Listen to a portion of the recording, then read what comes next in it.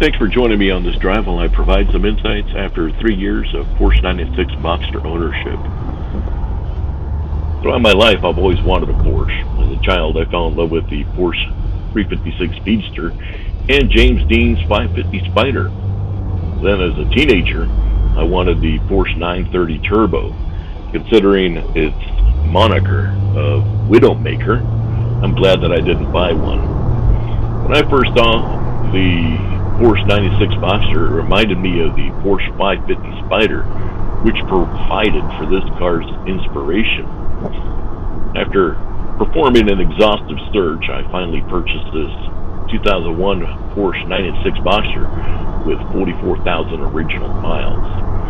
If you're thinking about buying one, you may want to consider the cost of maintenance and reliability.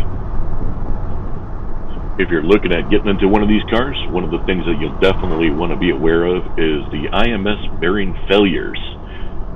According to LN Engineering, the IMS bearing failure rate for the 97 through 99 models was 1 to 2%, while on the 2000 to 2004 models, it was 8 to 10%. Now, if you're really concerned about this, either look at the car's history to see if the IMS bearing has already been replaced.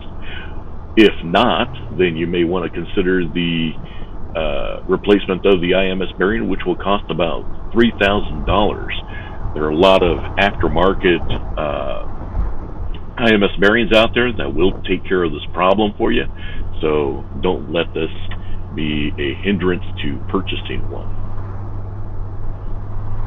Having owned this car for 3 years, I found it to be a very reliable car. So far, the only thing that has failed is the driver's side electric window drive, which I promptly had replaced and has been working fine ever since. Other things that I've replaced were the tires, brakes, and performed regular oil changes. Some optional replacements that I've had done were replacing the radio to provide for Android Auto, providing a rear camera and navigation functionality. Other things that I've replaced were the headlights and taillights to give it a more modern appearance. So far, I've found the cost of maintenance to be about 30% more expensive than other cars I have owned. The cost of the car may be that of a used car price, which may be a bargain, but you must remember that replacement parts are new and they are Porsche, so they will definitely cost a little more than the average car, and that will drive up the maintenance of this car. When it comes to the driving experience, I look forward to any day when I can take the top down.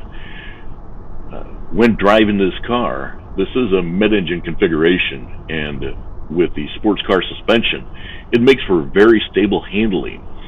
The 2.7-liter naturally aspirated engine provides enough power for an exhilarating driving experience. Despite its age, this car still attracts attention when driving around town.